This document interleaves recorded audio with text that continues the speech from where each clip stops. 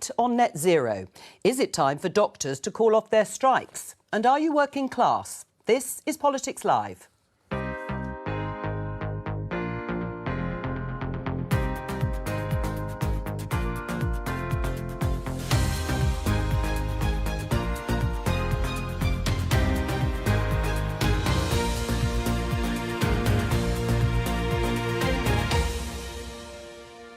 Joining me, Conservative peer Ed Vaizey, Shadow Skills Minister Seema Malhotra, Reform UK spokesperson and former Brexit Party MEP Alex Phillips, and political journalist and author Steve Richards. Today, Rishi Sunak defends his new approach on climate change. I'm going to make the big decisions that are right for the long-term interests of our country, even if those are difficult, because that's how we're going to bring change, that's how we're going to build a better future for our children. The Prime Minister says past leaders haven't been honest about the costs of going green. So will the public be convinced? The government says these strikes are politically timed. We'll ask a doctor why she's taking part. I look up to him because he is upper class. But I look down on him because he is lower class. I am middle class. And does class still matter?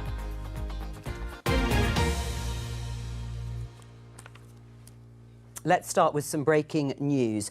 Here is the headline in the BBC. The Bank of England leaves interest rates unchanged in surprise move. Yes, the Bank of England has left the rates unchanged at 5.25%, ending a run of 14 straight increases. And it had been broadly considered that they would probably increase the rates, but latest official inflation data has made market expectations change a little when the rate of price rises came in slightly lower than expected. Your reaction, Ed? Well, I think homeowners with mortgages will be massively relieved. This is a kind of break from the relentless increase in interest rates. I think the government will be very happy. The government will say that their bearing down on inflation is working. Inflation fell yesterday. Underlying inflation is also falling. It was one of Rishi Sunak's 5 pledges. So in what has been a difficult week for the government, I think they can point to this. They will point to this as a success for them. I'm sure they'll point to it. The Bank of England, of course, makes the decision on interest rates. And you're right, the rate of increase in terms of prices has come down very slightly. What's your reaction to the Bank of England's decision? I'm very hopeful that we may be moving forward positively, but this is still very high. This is still a sign that our economy is very weak. It has been weakened by years of Tory mismanagement, and even the very slight 0.1% drop in inflation was hardly a victory lap. Prices are still going up, and we are still going to see people paying very, very high mortgage interest rates for a long time yet. And this is even more so for those who will be coming off fixed rate mortgages in the near future. Alex? Yeah, absolutely agree with that. And in fact, I think the impact of the interest rate rises we've seen to date haven't even hit yet. At the moment, the average family are paying £220 more a month on their mortgage than they were before. The Bank of England themselves project this to go up to £500 a month by 2026, when people do come off fixed rate mortgages. When you consider the average take-home pay is £2,000 a month, that quarter of a salary that's going to disappear for some families out there is going to plunge people into actual poverty. And I think when the Bank of England finally realised the impacts they've had by protecting sterling to the extent of almost rubbleising people's take-home pay, it's going to be far too late. What about the point, though, Steve, that Seema was hinting at, which is perhaps it hasn't fed through enough yet? Yes, we've seen this slight drop in inflation, but this is one of the major levers, rightly or wrongly, in terms of controlling the rate of price rises. If it hasn't fed through, will it still have to go up in future months? Could well do. This strikes me as a sort of holding decision in the light of what you were saying, the lower than expected inflation announced yesterday. But there are still inflationary pressures in this economy, and they might have to do something again in the future. Perhaps it won't be until next year, who knows? But I don't think this is the end of it. And isn't it interesting that at this point where Sunak wants to pull all the levers, a key lever is being pulled by an institution over which he has no control. So the and fate... it's been in place, of course, since 1990. yeah. And it was a very clever move by Gordon Brown to put it in. But when things are going wrong, the briefings against the Bank of England begin from elected politicians. So let's see how it pans out. Do you think this is the ceiling or should be the ceiling for interest rate rises? No, I agree with Steve. I think that it's still very, very fragile. And one hopes, you know, the Bank of England has not covered itself in glory. Arguably, it didn't increase interest rates early enough as inflation fed through. And there was, as you remember, a year ago, 18 months ago, people talking about rising inflation as a temporary blip. That was, I'm not an economist, even I knew high inflation was here to stay. And what it is worrying that you take this pause now because of falling inflation. And we know that British inflation in particular, unlike the European inflation, is kind of much stickier, that it comes back to haunt us and we're back in this kind of vortex, vicious circle. There will be, as I say, a lot of homeowners who see light at the end of the tunnel. We know that mortgage rates are capping out and potentially coming down. That is a good thing. But if we are back in 3 months' time with the Bank of England having to come back with its tail between its legs to raise interest rates because inflation hasn't been flushed out, that will be disastrous. Let's talk about the story that's dominated the past few days, and that is Rishi Sunak, the Prime Minister, overhauling measures to meet net zero target by 2050, which he says he's still very much committed to. Let's take a listen to his speech yesterday. The test should be, do we have the fairest credible path to reach net zero by 2050 in a way that brings people with us? Since I've become Prime Minister, I've examined our plans, and I don't think they meet that test. We seem to have defaulted to an approach which will impose unacceptable costs on hard-pressed British families, costs that no one was ever really told about, and which may not actually be necessary to deliver the emissions reduction that we need. He's faced a barrage of criticism from within his own party and also from business leaders as well, of course, by climate change activists. Includes a delay on the ban of new diesel and petrol vehicles from 2030, which had been the target, to 2035. Has he done the right thing, Alex? Well, he's sort of done the right thing, but I'm surprised that there's been all this backlash because it's the smallest rollback in political history. It's pushing something back by 5 years. It's not exactly changing policy, particularly, is it? And what really annoys me about this is the British people carrying the can for climate change when 46% of our emissions are actually through the things that are importing from other countries. And in doing that, in buying stuff from China constantly, who are massive polluters, we're exporting our industry, we're exporting manufacturing. Yes, we're exporting carbon emissions, but with it, we're exporting our prosperity. All right, has he done the right thing, Ed? Well, I mean, the politics of this are very obvious. The Tories unexpectedly won the Uxbridge by-election. They won it on a climate change agenda, which was the unpopular tax that Rishi Sunak is imposing on drivers. They've seen an opportunity.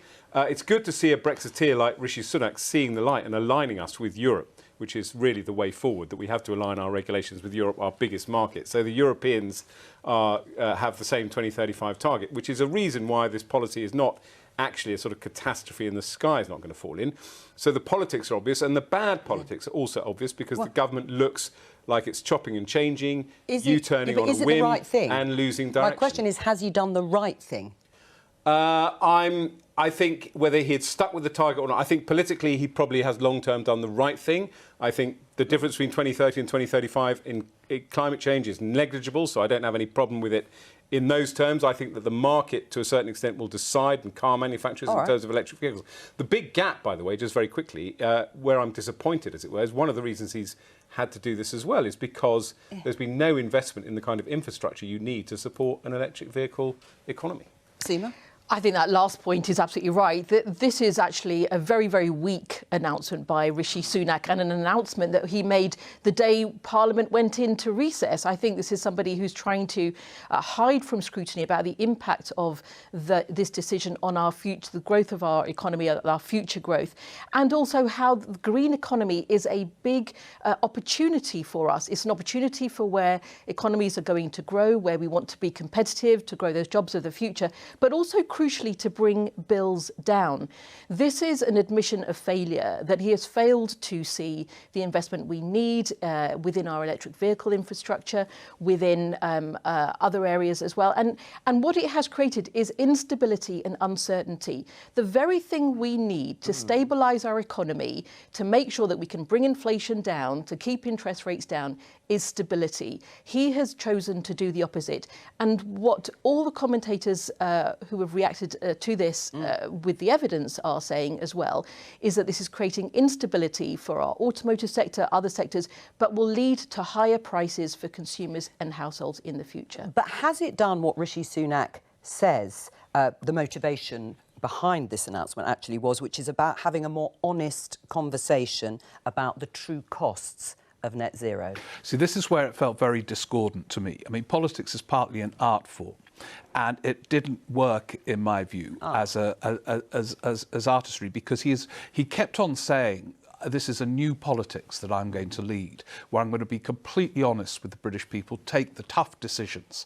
And then he announced a lot of kind of not tough decisions. We're not going to do this. You don't have to pay for that. And then claimed, this is his new style. And then he put out claims that he had scrapped things that weren't going to be put forward. Well, so the whole thing, in terms of, and this was a big moment for him, it just felt all wrong. Well, to me, let's like on its own terms. It's fantasy economics, but it's also fantasy politics. With these announcements, he said that he's now cancelled policies that didn't exist. Absolutely. But let's take on this. But hang on, this let's just take on this point point because we're talking about it in the way that Steve has introduced. Rishi Sunak will never impose unnecessary and heavy-handed measures on you, the British people. We will still meet our international commitments and hit net zero by 2050. Here are the heavy-handed measures that he's talking about, except none of them, Ed, was government policy. He's scrapping non-existent policy. And there were nobody else's policies either. Or nobody else's. Maybe they should be, but they weren't. That's not very honest, is it? Well, it was the dance of the 7 bins. I mean, but I'm glad we've dodged these bullets, frankly. I was lying awake at night worrying about the meat tax and having to share my SUV, with strangers in order to get to the gym. What about your family? That wasn't honest politics. I mean, if he's painting himself in the way Steve has said, I'm having an honest conversation. I know. I mean, in some ways it is very depressing because Britain is actually a leader in climate change. We've reduced our emissions by half. That started under the last Labour government. It continued by the Tories. We lead in renewable energy. And the other bad thing about the U-turn, quite apart from the fact that when governments do U-turns it's not great, is a loss of leadership because actually we are leaders in this debate on renewable energy. If you're then going to start talking to China about climate change, China's going to turn around to you and say, well, look, you admit these targets are too tough and are hitting people's pockets. So the other thing is the timing. As a new Prime Minister, a year ago, he had a bit of space to personify change. And to give an example from the past, John Major, when he came in 1990, similar position after Thatcher. Day one, he announced a review of her most unpopular policy, the poll tax. Clear indication it was going. He didn't wait a year briefing that he was going to keep it, which is what Sunak has done with net zero. So they briefed the Times quite recently. They weren't going to do any of this, and now they've done it. It doesn't feel right in terms of timing. It all comes from the Uxbridge by-election. Look, Right, well, doesn't it? So it is short-term political expediency. I think it's more than that. I think it's more than that. And I think this is hiding the failure of the government to really invest in a future that's going to bring down energy and other bills. Now, if you take as one example, if he wants honest politics, if he had adopted, for example, the warm homes target and insulation programmes that Labour had called for, we would have seen, even in the last 2 years since Labour announced it, 4 million homes better insulated and would have protected households from the massive spike in energy prices that we've seen. And part of why it's so important to invest in the green economy, if you take, for example, making Britain a green energy superpower by 2030, is that it will be long-term lower bills for households from £1,400 if Labour is a year that committed lower to these long-term investments, you have your own investment programme. That has been pushed back if you win the election next year, the £28 billion of commitment and investment in green policies. But you're not going to reverse some of the changes that Rishi Sunak has announced. You said that you would bring back the 2030 deadline to phase out petrol and diesel cars, But what about the targets to eliminate gas boilers? That's right. We have said that on the cards. And why not on the gas on the boilers? gas boilers? I won't take responsibility, and we won't take responsibility for what has been a failure of the government to invest to make sure that household bills will be lower. So you're not that committed to it then? That isn't what we're saying. We're saying that where the government has admitted a failure, that this would be a cost without bringing down bills in the way that this you are policy going to should bring back the deliver. 2030 deadline, but Climate not the other change and lower bills have to go hand in hand. That's what all our policies have been about. And the really important thing about the 2030 target is that this is only applying to new cars. This is not applying to used cars, which is where most people will make their purchases. But the impact of this is going to be to confuse whether or not businesses should invest in EV technology, and which will delay bringing down the prices of electric vehicles for households. All right, but there is a discussion and about cease for Britain to long-term, be a world leader in this. long-term, medium-term, short-term investments and spending and costs, because this is a previous former Conservative Chancellor in the Daily Telegraph, Tory MP systematically dishonest about £1 trillion of costs of net zero. Do you think the 2050 target should be abandoned, Alex? I think in many respects it should, but we're signed up to an international treaty on this. And the reason I think it should, and you know, this gets quoted a lot, that the UK produces less than 1% of global carbon output. Unless the big polluters change their ways, we're not going to move the needle at all. And yet we are going to make the British people suffer, and we're going to completely ruin our industry. And I think actually what we should be looking at is finding ways to monetise, whether it's be through tariffs or penalties or whatever, products coming from the big polluters, and then we can use that money to fund the green transition and not expect Mrs Miggins living in rural Wiltshire to put a heat pump in at her own cost. But you do accept that the green transition must and should happen? I think for multiple reasons there are ways that we should be funding this, and including looking at our own fossil fuels. We should be exploring things like small modular reactors and nuclear.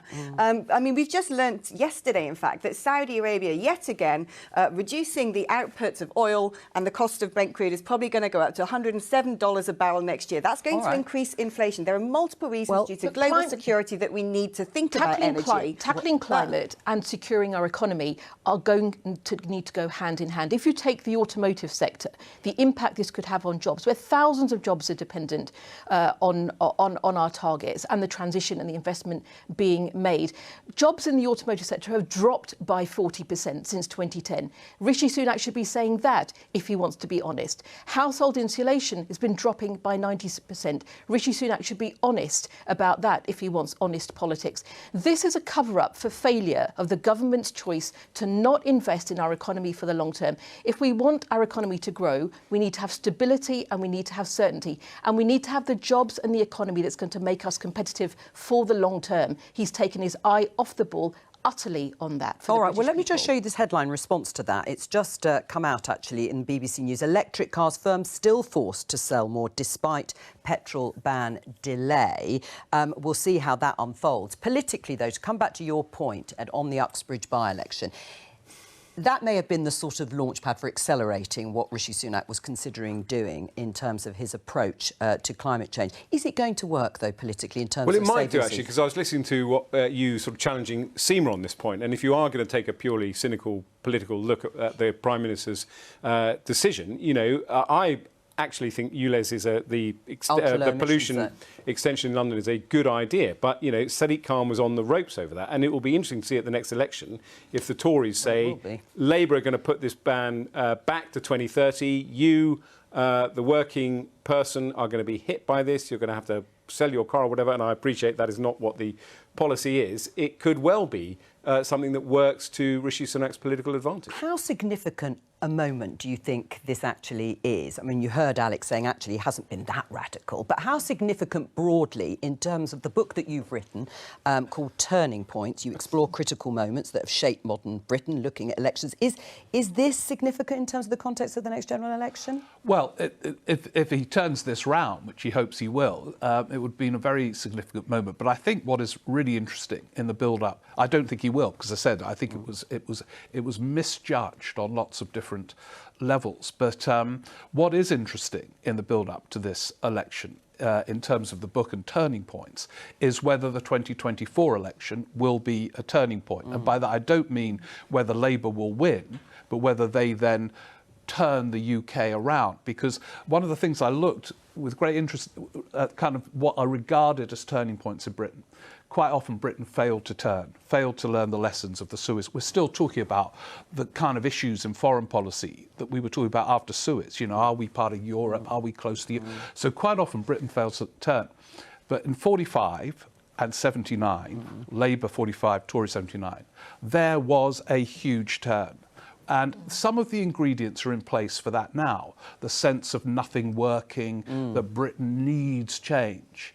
And yet we've got this cautious, incremental set of proposals from Labour. So if they win, will Britain just stagger on, as often happened in the 70s when there was a change of government? Or will they meet, I think, the mood for real big change? In a Margaret Thatcher sort of way, in then a in Thatcher 79? or the Attlee government way. They're the only two models. Now, there's a lot in place to give them the space to make big change, I think. But will they do it? Zima? I think this will be a turning point. I think people are already starting to feel But what's the big that change? there will be a different future. Look, I think the first thing is people will start to feel confident that their living standards will start to rise, that they can focus on their own futures, they can focus on the country future again. Look, what we have seen with the Conservatives is our economy crashed after 13 years of mismanagement, and it was because there were decisions made that reduced our resilience even before the pandemic. It reduced our resilience on our public services and on our economy. The belief that we can turn this around, that we can have an NHS that's fit for the future again, that we can see the investment in skills and opportunity, which I think on some of the other research out today where people feel less confident that they can access those opportunities. I think that hope and that optimism, as well as a new partnership with industry and government, will be one that will see a turning point for this country. Absolutely. Well, Asima got a point. It may not be about big policy No, it's changes, not going to be a turning point. but the confidence and the belief that a Labour government will do better because everything is broken in Britain. No, I think we had an exhausted centre-right government in 97 that was replaced by a very energetic centre-right government in 97 and an exhausted centre-right government in 2010 that was So you're saying it may be replaced by a Labour government? And I think personally, if I was a floating voter, I think that's a good thing. I don't want a scary radical government, and I completely agree, obviously, with Steve's analysis. He's written a whole book about it, so he knows more about it than I do. But that's an interesting point. Maybe people don't want that radical transformation. They might just want the same sort of thing, but better. I don't think they want the same sort of thing. I mean, if you look at, there are sort of people from all wings of politics coalescing around the sense that some of the privatisations didn't work. Rivers, seas, the water companies.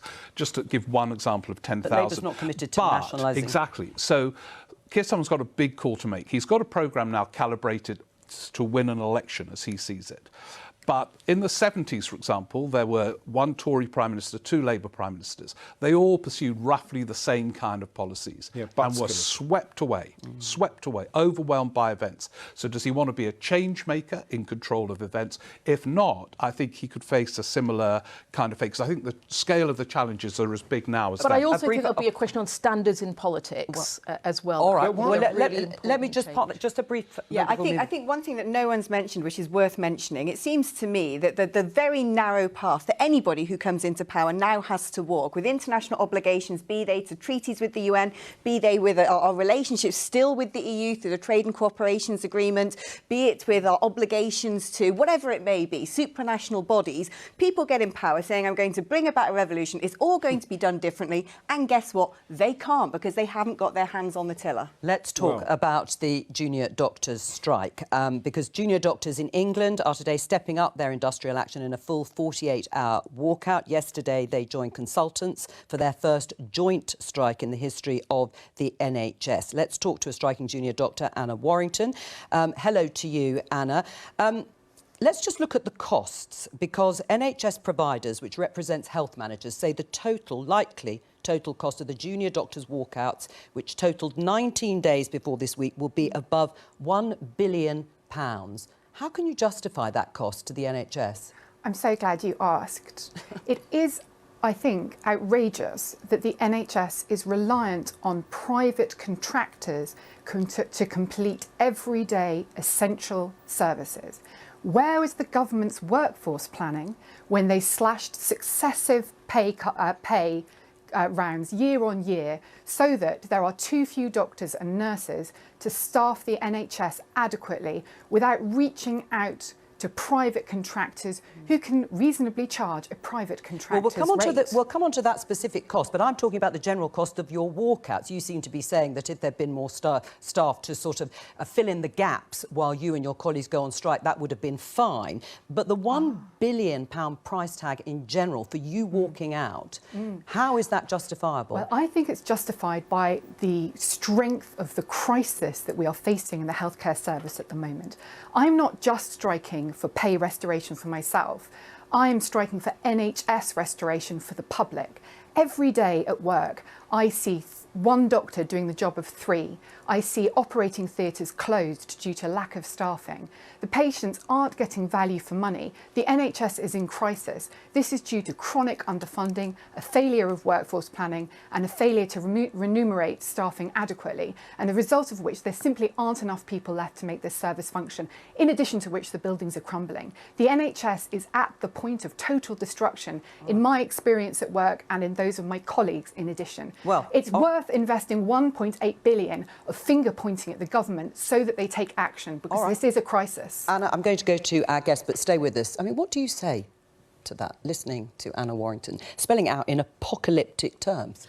Well, she makes a very compelling case, particularly the idea that the government can spend so much money getting private contractors in to cover for doctors who, from the doctor's perspective, aren't being paid enough. I mean, I don't support strikes. I don't think it's a good idea. I think it massively inconveniences the public, and when it comes to doctors, obviously, potentially puts people's lives at risk. Justified? But I don't shy away from the fact. Well, it's a much, much bigger debate. I mean, workforce planning and pay is one issue, but for me, the fundamental reform and change of the NHS is beyond urgent, and it should have started years and years ago. And we have this mantra with the NHS that every single NHS service has to be provided by an NHS organisation, which I think is absolutely And the Conservatives ludicrous. have been in power for 13 years, and absolutely. this is the situation. And, you know, my Tony Blair started this process with independent treatment centres, put in private contractors to provide routine medical care. If we'd carried on going down that path, I think we would have had a much more efficient NHS. You can't give the doctors a free pass. Their unions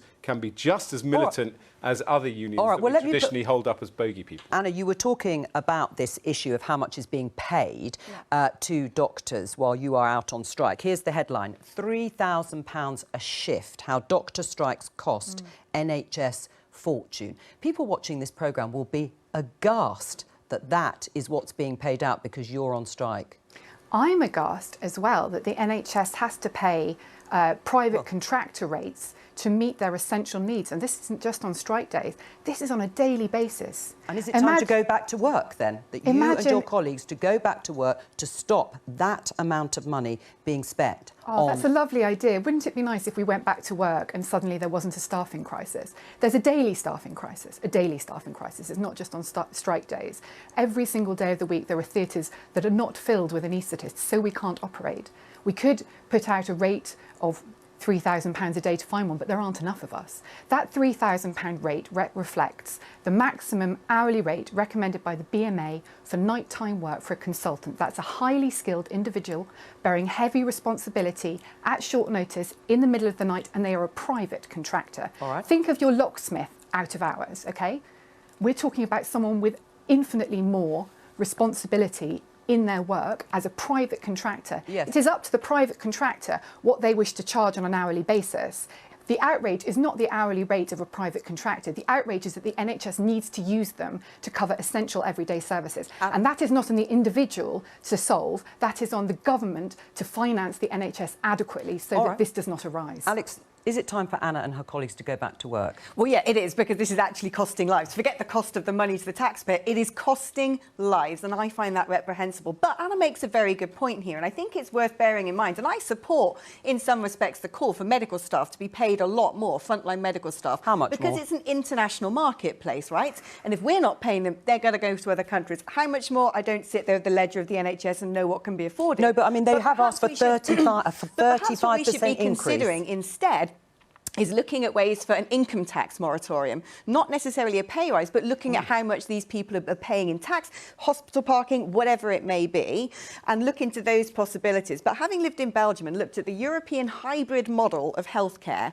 which is sort of part private and part insurance driven, it works better. And what I find so funny about a lot of people who are going on strike, they say the government's rubbish at running the NHS, but it must remain government run. That just doesn't make sense to me. Seema?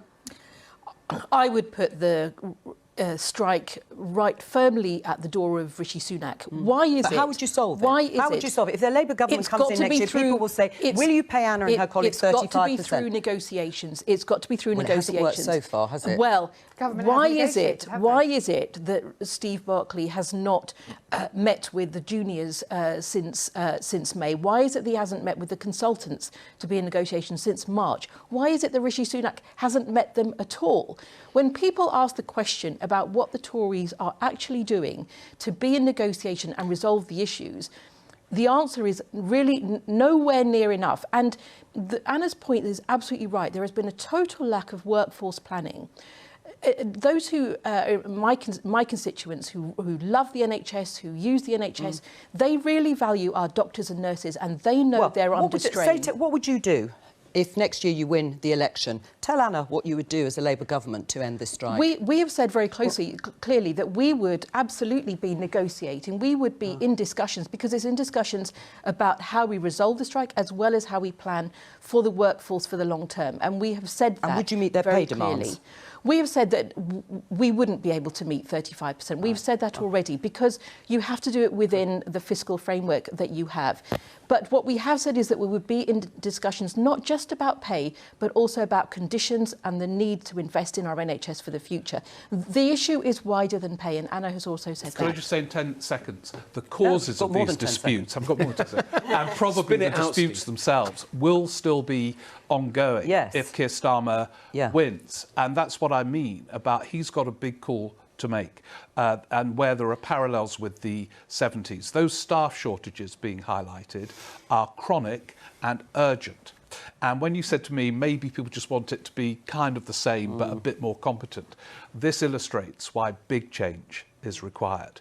The NHS is on its knees. I know that's a cliche, but that means big, including funding, has to be found quickly. Or else, as I say, we're in 70s territory. But then the funding is never ending. I mean, every time we have one of these debates, people say just put more money into the NHS. It does not work unless you fundamentally reform how you deliver the service. It's never ending. There wasn't a national strike through the time that Labour was in power.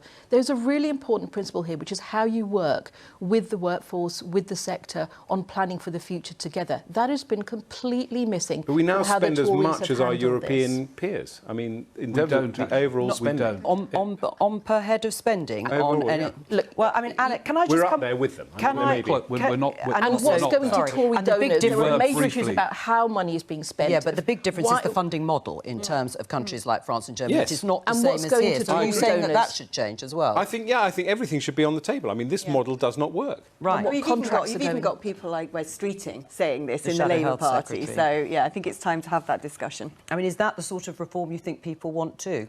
I think there needs to be a forensic look also at the reforms that have taken place, because some of them have actually cost quite a lot of money. It's in a very fractured, confused state. It's very hard to know who's in charge of what, partly as a result of some of the reforms that have gone through already. So when I hear that word reform, it's not a magic wand. Well, you have to look and it means very different things to clearly at different people. Exactly. You have to look Anna, at what reform means. Let me bring Anna back in. Listening to Seema Malhotra from the Labour Party, are you assured, Anna, that you would get a better deal if Labour win next year, from what you've heard?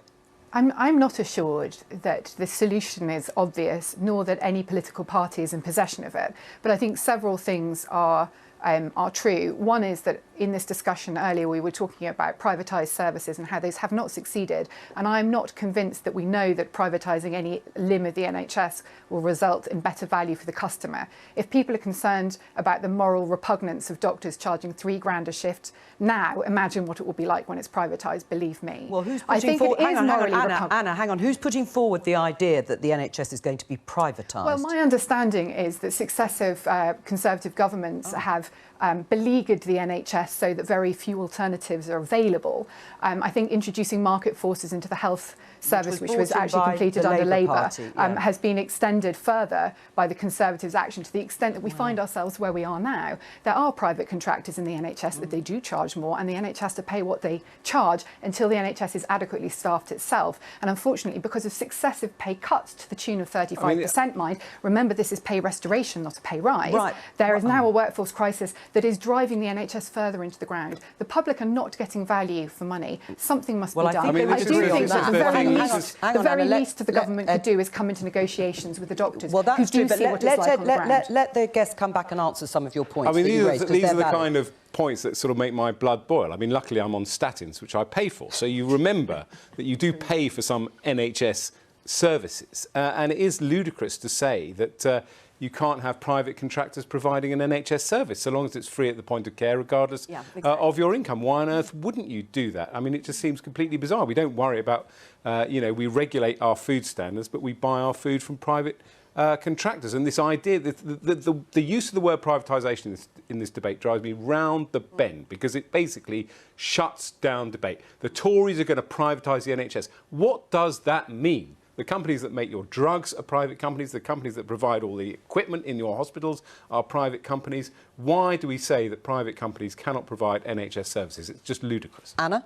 Well, I thought that there was some moral affront earlier at the idea that these strikes were costing money because private contractors had to be paid to cover the That's cost not of the same doctors. argument. And that is the same one every day of the week. There are not the private same contractors But they fulfilling are the role. two- but they and are it's two poor very value. different If I things. was, if as a patient, I consider it poor value for money. As a doctor, I am delighted that some of my pay can be restored through additional work. I had an independent contractor in my constituency under the Blair government that completely removed all waiting lists for cataracts, driven out by the unions.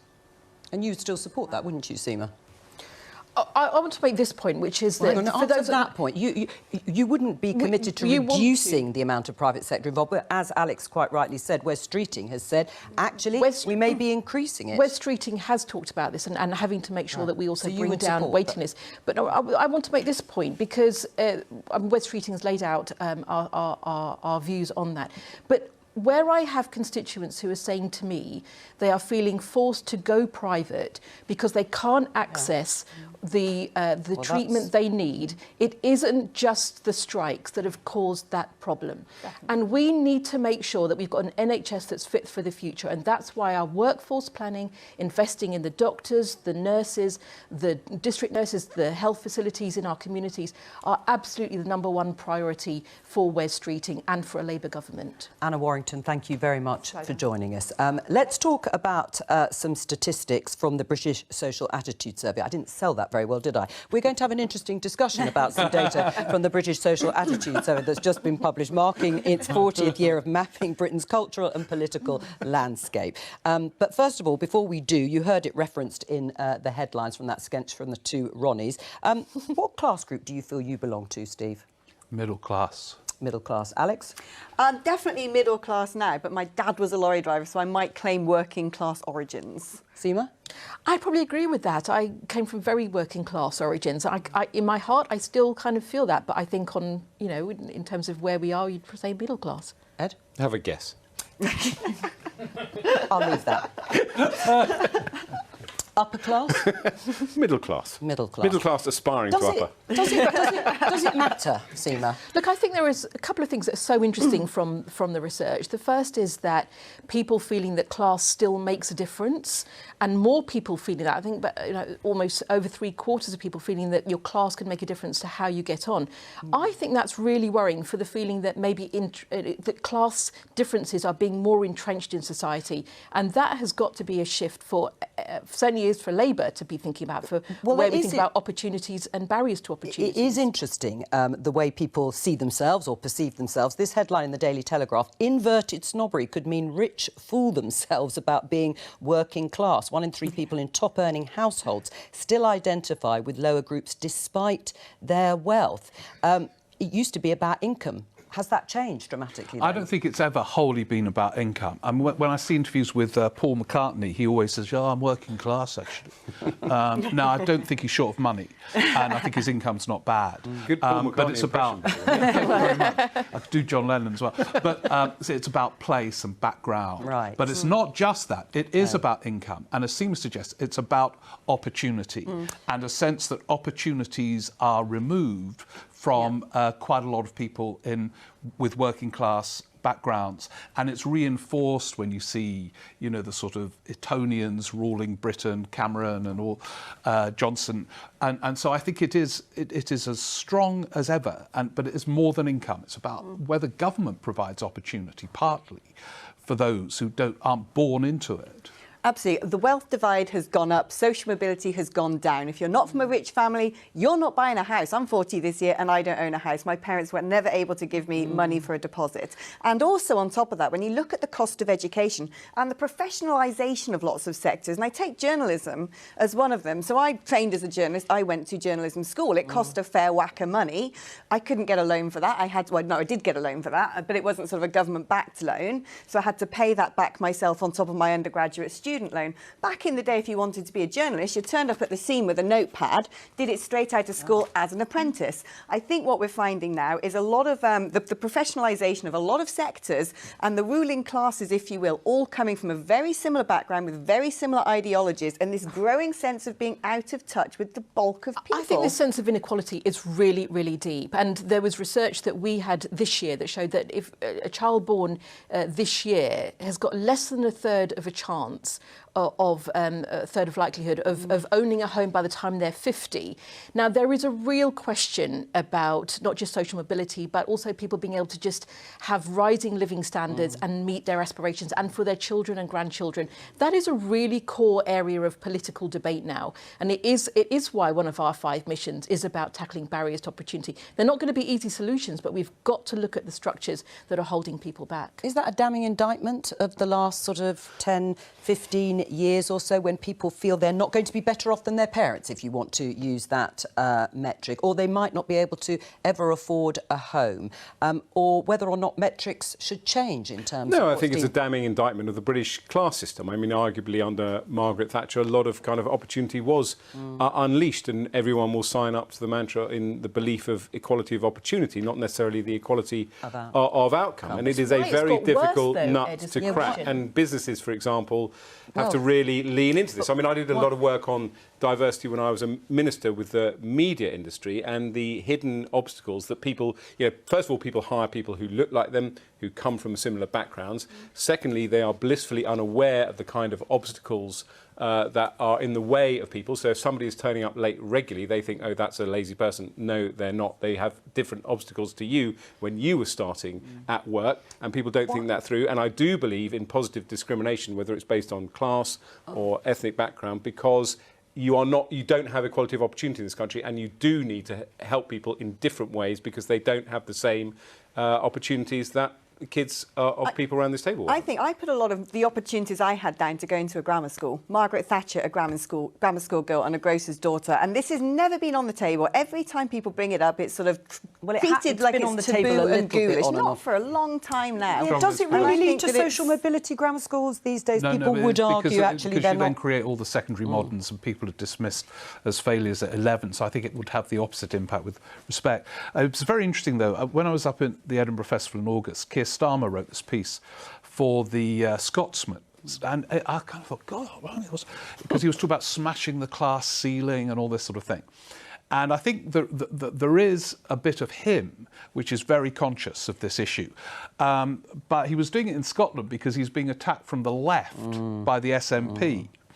And he doesn't talk about it as much in England, where actually class is, I think, more of an issue probably than it is in Scotland. The question is how you provide the opportunities that enable people to break that ceiling. And that is a really challenging issue. And to go back to, if it is to be a turning point, the how is what they haven't answered yet. I mean, the Bank of Mum and Dad is still considered to be one of the big drivers of inequality, Yeah, isn't it? exactly, Which will be difficult for Keir Starmer too. But that is all we have time for today. Thank you to all of my guests. And I'll be back on Monday with more Politics Live. And Politics UK is here at 12:15 on BBC Two and iPlayer tomorrow. So please join us then. From all of us here, bye-bye.